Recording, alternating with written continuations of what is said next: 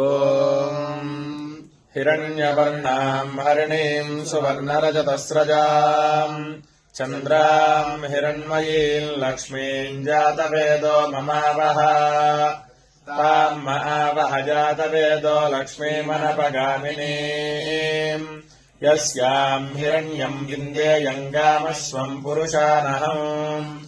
अश्वपूर्वाम् रथमद्याम् हस्तिनादप्रबोधिनीम् श्रियम् देवीमुपह्वये श्रीर्मा देवीति शताम् कांसोऽस्मिताम् हिरण्यप्राकारामार्द्राम् ज्वलन्तीम् तृप्ताम् तर्पयन्तीम्